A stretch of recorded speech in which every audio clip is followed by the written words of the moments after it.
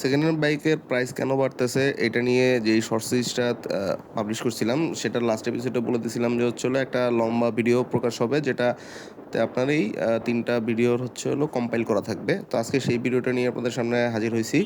তো ভিডিওটা শুরু করার পূর্বে বলে দিই, চ্যানেলে যারা নতুন আছেন তারা অবশ্যই সাবস্ক্রাইব করে দিবেন, যেটা ভিডিওটা ভালো লাগলে একটা লাইক করে দিবেন। আর যারা সাবস্ক্রাইব করবেন না তাদের জন্য আল্লাহ পানিশমেন্ট রেডি রাখবে। তো অবশ্যই চ্যানেল নতুন হলে সাবস্ক্রাইব করে দিবেন। আপনাদের একটা সাবস্ক্রাইবার, একটা ভিউ, একটা লাইক হচ্ছিল নেক্সট ভিডিও বানানোর আমার মোটিভেশন।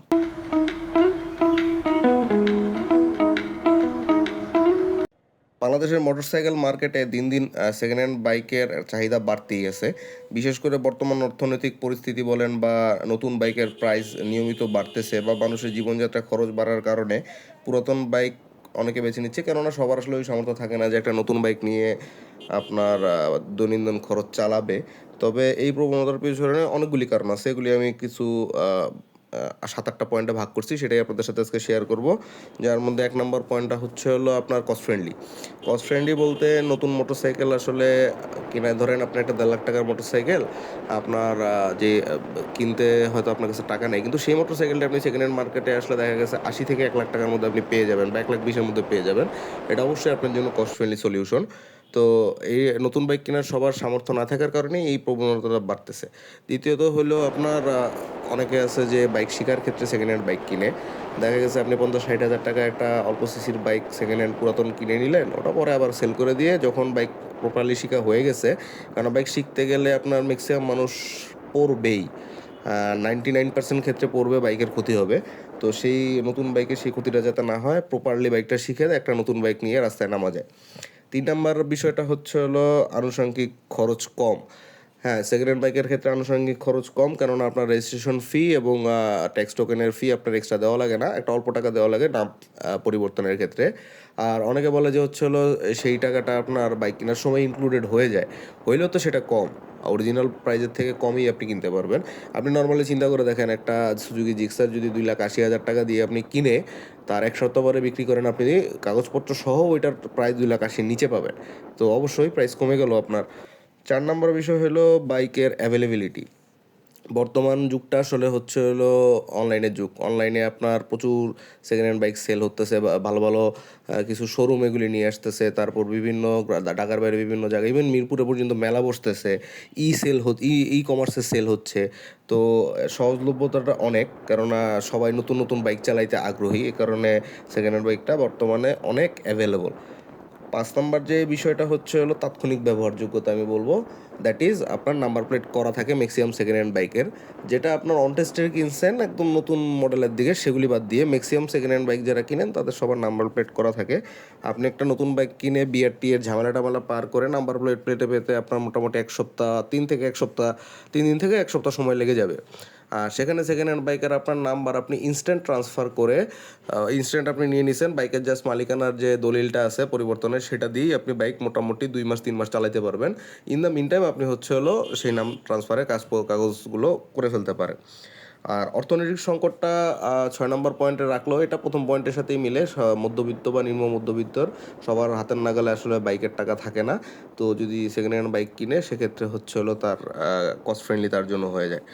আর অনেকে আছে যে আপনার প্রতি মাসে বা প্রতি মাসে তো আসলে হয় না, মানে কিছুদিন পর পর নতুন নতুন বাইক চালানোর আকর্ষণ হয়। তো সেক্ষেত্রে দেখা গেছে যে ধরেন আপনি আজকে জিক্সার চালাচ্ছেন, কালকে আপনি ইচ্ছা করলে একটা R15 চালাবেন, তার 3-4 মাস পর আপনার চিন্তা করলে আপনি একটা রয়্যাল এনফিল্ড চালাবেন। তো প্রতিনিয়ত তো নতুন বাইক কেনাটা অনেক কস্টলি হয়ে যায়, কারণ আপনি নতুন বাইক কিনবেন, সেল করবেন, কম প্রাইস পাবেন, আবার নতুন বাইক কিনবেন, আবার বেশি দিয়ে কিনবেন, এটা একটা প্যারা।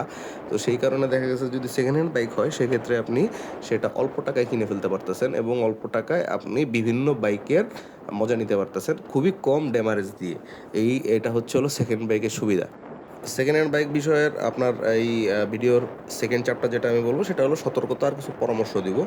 সতর্কতা বলতে বাইক পরীক্ষা, আপনার একটা বাইকের ইঞ্জিন, বাইকের সাইলেন্সার, বাইকের টায়ার, বাইকের ব্রেকিং সিস্টেম, বাইকের সাসপেনশন, বাইকের লাইটিং, ইলেকট্রিক সেট আপ, সব কিছু আপনাকে চেক করে একটা সেকেন্ড হ্যান্ড বাইক কিনতে হবে।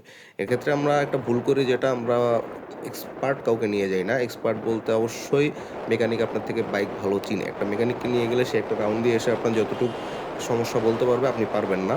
যদি আপনি পারেন দ্যাট ইজ গুড, বাট এই রিস্ক নেওয়ার কোনো মানে নাই। তো আমার সাজেশন থাকবে যে একটা দক্ষ মেকানিক আপনার পরিচিত নিয়ে একটা বাইক কিনতে গেলে আপনি একটা ভালো ডিল নিয়ে আসতে পারবেন, সাথে বাইকের কন্ডিশনও ভালো থাকবে।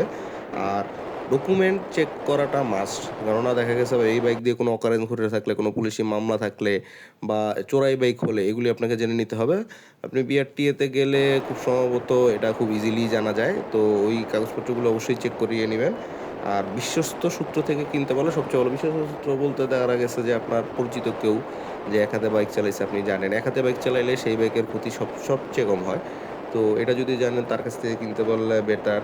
বা হচ্ছে হলো এমন কারো কাছ থেকে কিনলেন যে বাইকে আপনি চিনেন, বা আপনার বাইকে যদি ২ নাম্বার ইসে করে থাকে আপনি তাদেরকে ধরতে পারবেন, সে কারণে বিশ্বাস্ত সূত্র থেকে কেনা উচিত। আর লাস্ট হলো বাইক অবশ্যই টেস্ট রাইড দিয়ে নিতে হবে। বাইক না চালাইলে হচ্ছে হলো বাইকের আসলে কন্ডিশন কি এটা বোঝা যায় না। এই জন্য একটা টেস্ট রাইড একটা মাস্ট। তো টেস্ট রাইড দিয়ে নিবেন। টেস্ট রাইড দিয়ে বাইক নিলে আপনার বাইকের কন্ডিশন আপনি বুঝতে পারবেন। আর লাস্ট পার্ট যেটা আমার ভিডিওর, সেটা হচ্ছে হলো আপনার অবশ্যই কী বলে সতর্কতার সাথে হচ্ছে হলো পরামর্শ। বাইক একটা আপনি সেকেন্ড হ্যান্ড বাইক অনেক ক্ষেত্রে আপনার জন্য একটা বেস্ট ডিল হতে পারে যদি আপনি প্রপারলি আপনার বাজেটে মিলে এবং আপনি একটা ভালো বাইক পান। কিন্তু যদি আপনি সেটা না বুঝে আপনার ধরেন ওভার প্রাইস দিয়ে আপনি একটা বাজে কন্ডিশনের বাইক কিনলেন, যে কেনার পরে বাইকের পিছনে খরচ করতে করতে আপনার বাইক কেনার শখ মিটে গেল, তো এই ধরনের সিচুয়েশনে যাতে না পড়েন তাহার সেই জন্যই উপরের বিষয়গুলো খেয়াল রাখবেন। এবং সেকেন্ড হ্যান্ড বাইকের প্রাইস বাড়তেছে, কেননা ডলার রেট চেঞ্জ হচ্ছে, আপনার নতুন বাইকের প্রাইস বাড়তেছে। নতুন বাইকের প্রাইস বাড়লে সেকেন্ড হ্যান্ড বাইকের প্রাইসও অটোমেটিক বেড়ে যায়। তো এই কারণে আসলে সেকেন্ড হ্যান্ড বাইকের মার্কেটটা একটু আনস্টেবল হয়ে গেছে।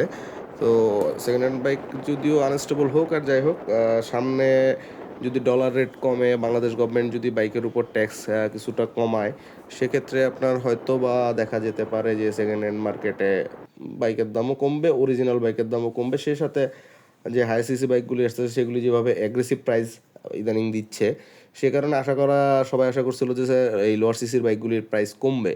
কিন্তু মানে অনাকাঙ্ক্ষিতভাবে হচ্ছিল কীভাবে বাইকের প্রাইস বাড়লো এবং তারপরেও মানুষ বাইক কিনতেছে, এটা একটা খুবই খারাপ দিক।